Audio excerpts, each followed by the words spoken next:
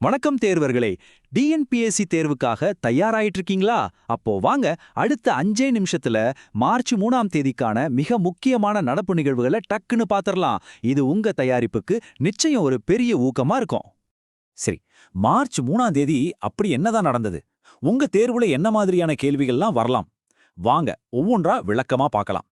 முதல்ல நம்ம பார்க்க போறது தேர்வுல அடிக்கடி கேட்கப்படுற ஒரு முக்கியமான பகுதி. அது என்னன்னா, முக்கிய தினங்கள் மற்றும் அதனுடைய கருப்பொருள்கள்.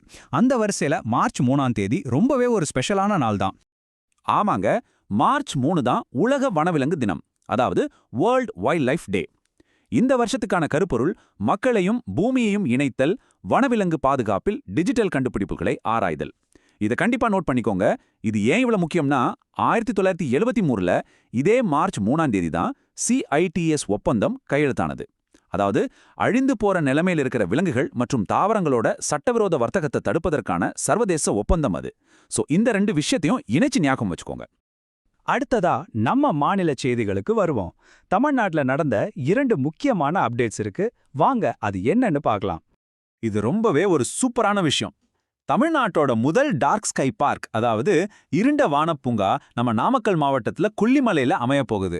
இதோட நோக்கம் விண்வெளி சுற்றுலாவை மேம்படுத்துறது தான்.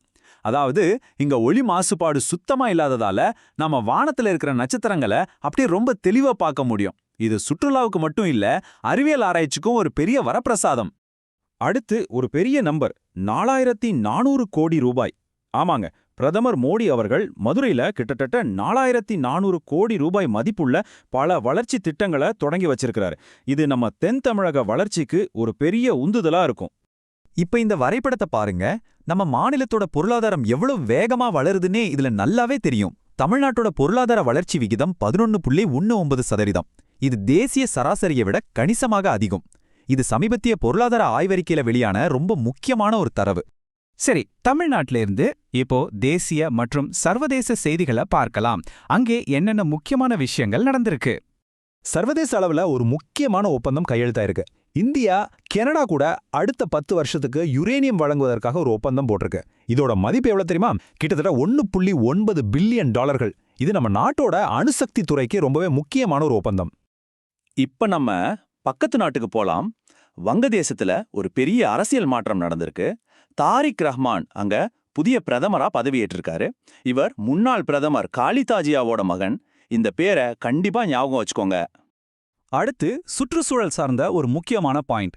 ஒடிசா மாநிலத்துல ஹிராகுட் அணை பக்கத்துல இருக்க டெப்ரிகார் வனவிலங்கு சரணாலயம். இங்க சமீபத்துல 2வது இந்திய காட்டெருமை திருவிழா நடந்திருக்கு. சோ டெப்ரிகார் சரணாலயம், ஒடிஷா, ஹிராகுட் அணை, இந்த 3ஐயும் ஒன்னா இணைச்சு ஞாபகம் வச்சுக்கோங்க. சரி, இப்போ நம்ம பொருளாதாரம், தொழில்நுட்பம் மற்றும் சுற்றுச்சூழல் தொடர்பான சில முக்கியமான புள்ளி விவரங்களை பார்க்க போறோம். இதுல தேர்வுக்கு வரக்கூடிய சில முக்கியமான எச்சரிக்கைகளும் அடங்கியிருக்கு. இந்த வரைபடம் ஒரு சுவாரஸ்யமான கதையை சொல்லுது. பாருங்க, ஜனவரி 2026ல ஒட்டுமொத்த தொழில்துறை உற்பத்தி வளர்ச்சி 4.8%ஆக குறைஞ்சிருக்கு. ஆனா இதுல ஒரு நல்ல விஷயம் என்னன்னா, உள்கட்டமைப்பு துறை மட்டும் 13.7% அப்படிங்கிற ஒரு பிரம்மாண்டமான வளர்ச்சியை பதிவு செஞ்சிருக்கு. சோ ஒட்டுமொத்த வளர்ச்சி குறைஞ்சாலும் உள்கட்டமைப்பு துறை ரொம்ப வலுவா இருக்கு. பாதுகாப்பு செய்திகள்ல ஒரு அப்டேட். அமெரிக்கா ஈரான் மேல தாக்குதல் நடத்துறதுக்கு டொமாஹாக் ஏவுகணைகளை பயன்படுத்தியிருக்கு. இந்த டொமாஹாக் ஏவுகணை அப்படிங்கிறது என்னன்னா, இது ஒரு நீண்ட தூர சப்சானிக் க்ரூஸ் ஏவுகணை. அதாவது ரொம்ப தூரத்துல இருக்கிற தரை இலக்குகளை ரொம்ப துல்லியமா தாக்குறதுக்காக இதை பயன்படுத்துவாங்க. கடைசியா ஒரு முக்கியமான சுற்றுச்சூழல் எச்சரிக்கை. நம்ம இந்திய வானிலை ஆய்வுத்துறை, அதாவது IMD, ஒரு எச்சரிக்கை கொடுத்திருக்காங்க. வரப்போற மார்ச்ல இருந்து மே மாசம் வரைக்கும் இந்தியாவோட பெரும்பாலான பகுதிகளில் வெப்பால வீசுன்னு சொல்லியிருக்காங்க. இதையும் நோட் பண்ணிக்கோங்க. சரி, இப்போ ஒரு குயிக் ரிவிஷன் டைம். நாம பார்த்ததெல்லாம் உங்களுக்கு எவ்வளவு ஞாபகம் இருக்குன்னு டெஸ்ட் பண்ணலாமா? நான் கேள்வி கேட்பேன், நீங்க மனசுக்குள்ளேயே பதில் சொல்லுங்க. தொடங்கலாமா? உங்களுக்கான முதல் கேள்வி. சரியான பதில் மார்ச் 3. அருமை. அடுத்த கேள்விக்கு போகலாம். 2வது கேள்வி, நம்ம மாநிலத்தை பத்தின ஒரு முக்கியமான இடம். கரெக்ட், கொல்லிமலைதான். அடுத்தது 3வது கேள்வி, ஒரு சர்வதேச ஒப்பந்தம் பத்தி. சரியான பதில் கனடா. இப்போ கடைசி கேள்வி, நம்ம அண்டை நாடு பற்றிய கடைசி கேள்வி. சூப்பர், தாரிக் ரஹ்மான். அருமையா பதில் சொன்னீங்க. பாருங்க, இப்படிதான் ஒவ்வொரு நாளோட நடப்பு நிகழ்வுகளையும் படிச்சு அதை உன்னோடு ஒன்று இணைச்சு படிச்சிங்கன்னா நடப்பு நிகழ்வுகள்ல நீங்க தான் கெத்து. சரி, இன்னைக்கு நாம பார்த்த விஷயங்கள்ல இருந்து நீங்க எந்த தலைப்பை இன்னும் கொஞ்சம் ஆழமா படிக்க போறீங்க? யோசிச்சு பாருங்க. அடுத்த பகுதியில சந்திப்போம்.